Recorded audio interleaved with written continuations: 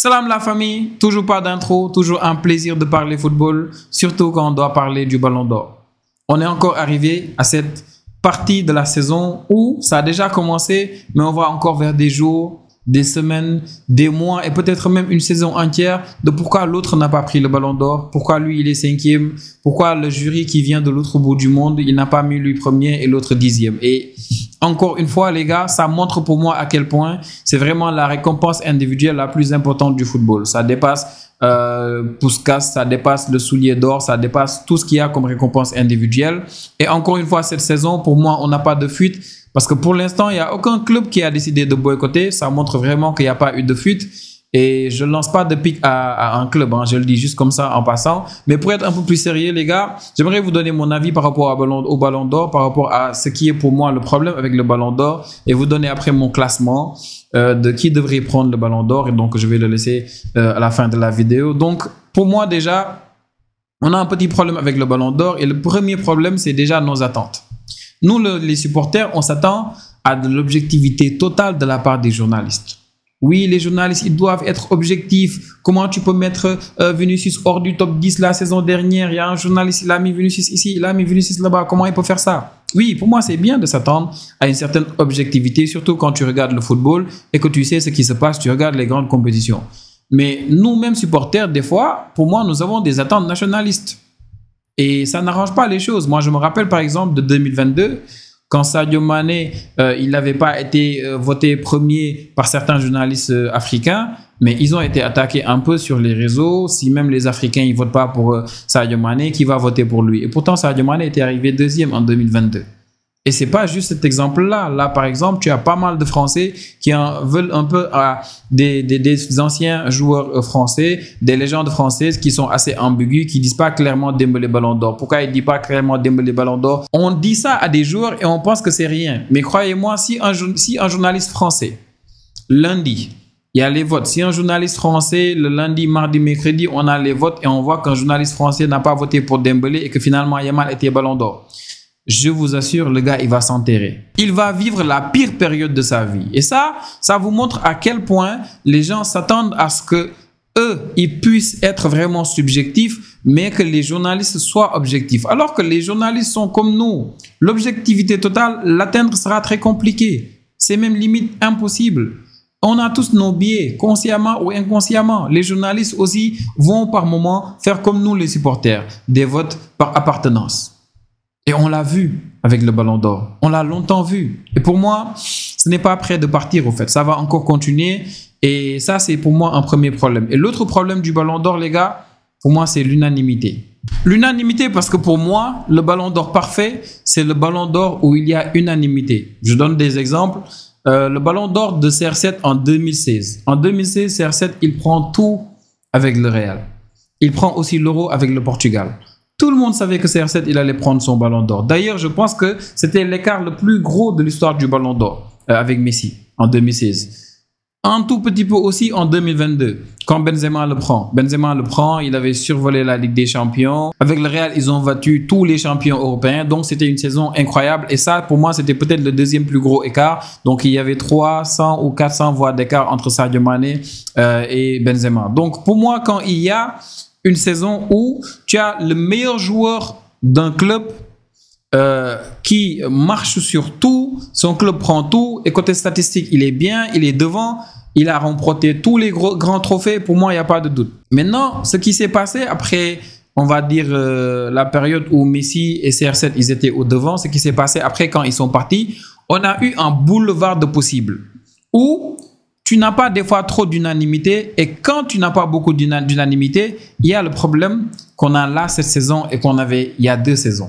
Parce qu'il y a 2 saisons, rappelez-vous, on a eu un Bellingham qui était le meilleur joueur de la Liga, Vinicius qui était le meilleur joueur de la Ligue des Champions. Les supporters du Real ont voté Bellingham le meilleur joueur du Real cette saison-là. C'était sa première saison. Il était venu à une période où Vinicius était blessé. Quand on se l'utilisait, c'était Bellingham l'attaquant, puisque maintenant Benzema il est parti. Et surtout, on va après vers les compétitions avec les équipes nationales. Tu as Bellingham qui est allé en finale de l'Euro Et la veille même, je me rappelle, la veille de la finale de l'Euro, quand c'était déjà fini pour Vinicius avec la Copa, je pense qu'il s'était fait éliminer en quart de finale.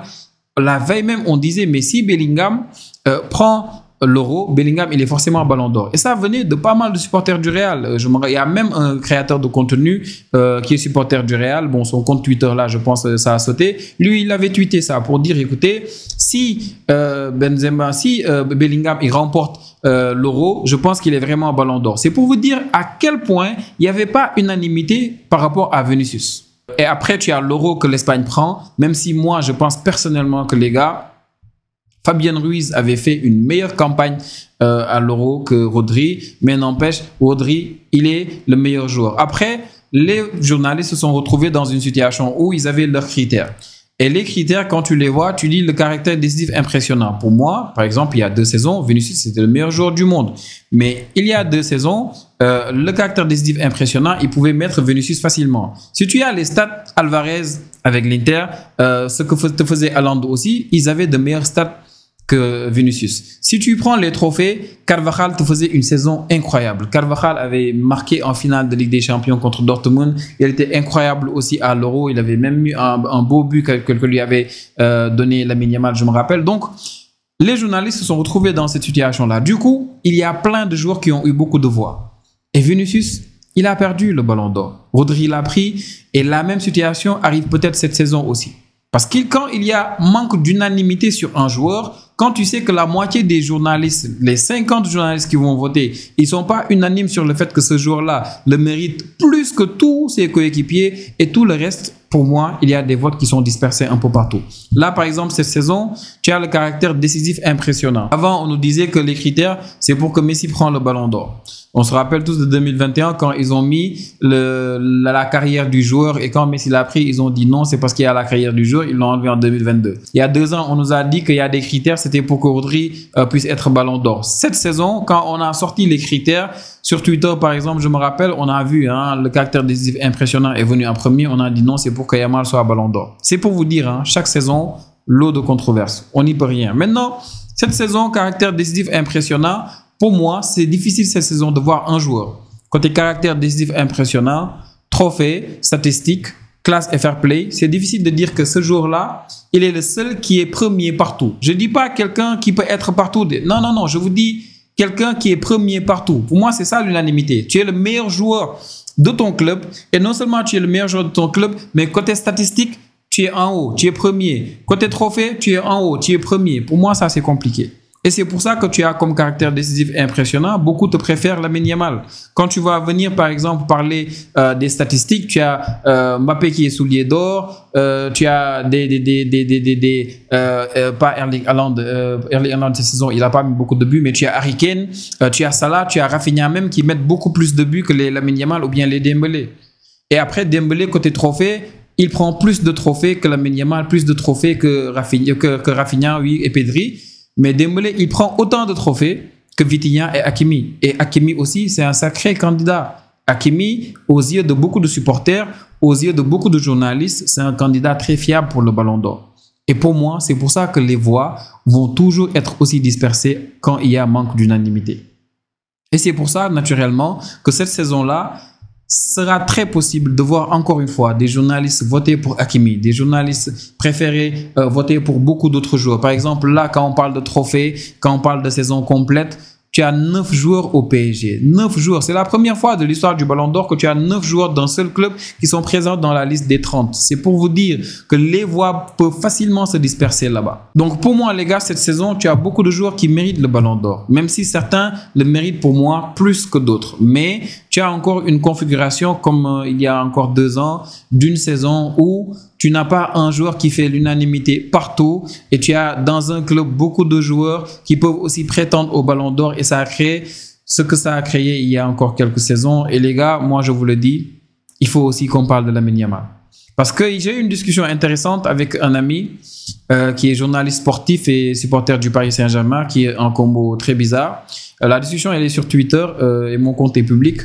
Donc il me dit, Yamal, son seul argument, c'est son âge. Et ça, c'était drôle à entendre. Yamal, son seul argument, c'est son âge. C'est drôle dans la mesure où Yamal, aujourd'hui, Côté caractère décisif et impressionnant, beaucoup préfèrent le mettre devant. Mais même ça, c'est pas un problème. Et je lui ai demandé à un moment donné, est-ce que donc tu peux me sortir 5 joueurs pour toi qui font non seulement une meilleure saison que Yamal, des attaquants de préférence, mais ils ne sont pas devant alors qu'ils peuvent facilement être devant parce que côté trophée, parce que côté caractère décisif impressionnant, côté stats, ils sont devant Yamal. Il n'a pas pu le faire. Et c'est ça, pour moi, qui montre à quel point Yamal, au-delà même de son âge, parce que l'âge est un argument, ça ne bouge pas. CR7, quand il claque des triplés, des doublés, on met toujours à 40 ans, regardez ce qu'il fait. C'est normal, parce qu'à 40 ans, beaucoup avaient déjà pris leur retraite. Yamal, on parle de son âge parce qu'à 17 ans, personne ne faisait ce qu'il fait actuellement. À 17 ans, Yamal, pour sa première saison complète au haut niveau, Yamal, à 17 ans, il est 8e du Ballon d'Or. Yamal, là, à 18 ans, pour sa deuxième saison complète au haut niveau, Yamal, il sera peut-être dans le top 5. On n'a jamais vu ça. Là, tu as 9 joueurs du Paris Saint-Germain et il y en a pour beaucoup, c'est la première fois qu'ils sont dans cette liste des 30 là. Rafinha, je pense, ça doit être lui aussi sa première fois qu'il est là. Donc, c'est pour vous dire, c'est pas juste l'âge qui fait qu'il soit là, c'est le talent qui le fait. C'est les stats qui font ça. Et naturellement, c'est bien d'être supporter et c'est très normal. Nous sommes tous subjectifs, autant que les journalistes. Mais pour moi, des fois, on doit essayer de prendre un tout petit peu de recul et comprendre qu'il y a des joueurs qui méritent d'être dans la discussion. Yamal mérite d'être un prétendant. Rafinha mérite d'être un prétendant. Et il y a une question qui revient souvent, que j'entends souvent beaucoup de supporters dire, pourquoi les supporters du Barça, ils ne mettent pas en avant Rafinha? Pour moi, il y a pas mal de critères qui peuvent l'expliquer, surtout le critère caractère décisif impressionnant. Les supporters sont impressionnés par Yamal. Simple. Il y a beaucoup de supporters qui sont impressionnés par Yamal. Et Yamal, c'est le plus grand créateur de cette équipe du Barça. Je ne sais pas si vous vous rendez compte, je ne sais pas si vous avez regardé Barça-Newcastle sans Yamal, mais Yamal, c'est le meilleur créateur de cette équipe du Barça. Yamal, la saison dernière, il s'est blessé 1 mois. C'est la période où on a eu le plus de problèmes. On a perdu le plus de points. Et quand il joue, c'est juste un régal. Côté dribble, côté duel, rien à dire. Donc pour moi, c'est quelqu'un qui mérite vraiment d'être dans la discussion. Ce n'est pas l'âge qui le fait, c'est le talent qui le fait. C'est aussi simple. Maintenant, j'ai un classement. Et personnellement, je vous le dis, je pense que Dembélé mérite le Ballon d'Or. Je pense qu'il doit le prendre. Moi, je me mets à la place des supporters du Paris Saint-Germain. Si Yamal ou Rafinha faisaient la même saison que Dembélé, même si au début, on va te dire, ouais, à un moment donné, tu n'étais pas là. Moi, je me rappelle en janvier, jusqu'à janvier, peut-être février, à un moment donné, tout le monde parlait de Salah et de Rafinha comme potentiel Ballon d'Or. On parlait même pas de Lamine Yamal. Donc, c'est pour vous dire. Mais n'empêche, c'est quand même une saison incroyable. Et si Rafinha et Yamal avaient eu ce genre de saison-là aussi, j'allais penser qu'ils méritaient vraiment plus que d'autres d'être Ballon d'Or. Donc, pour moi, Dembélé le mérite plus que Yamal. Dembélé le mérite plus que Rafinha. Dembélé le mérite un peu plus que Pedri. Maintenant, en deuxième position, je vois bien un Yamal. En troisième position, peut-être Rafinha. Après Pedri, Hakimi. Voilà, le classement pour moi n'est pas... J'ai pas un top 10 bien carré, mais pour moi, puisque je vous ai dit, ils peuvent tous le prendre parce que avec les votes, on peut avoir du tout. Mais pour moi, c'est des joueurs maintenant, bon, même si certains comme Dembélé méritent plus que d'autres, voir Dembélé premier, deuxième Lamine Yamal sera pas vraiment une surprise. Et sérieusement, moi, ça me fera plaisir. Dembélé, il est passé au Barça. Dembélé, il est à moitié sénégalais, donc naturellement, je serai très heureux. Donc, c'est ça mon avis en tant que supporter du Barça et surtout supporter du football sur le Ballon d'Or. Donc, donnez-moi vos avis, les gars. On va essayer d'en discuter calmement. Et s'il vous plaît, comme d'habitude, n'oubliez pas de vous abonner, de laisser un petit commentaire, d'aimer la vidéo pour le référencement. Ça fait plaisir. Prenez tous bien soin de vous. Ciao, ciao.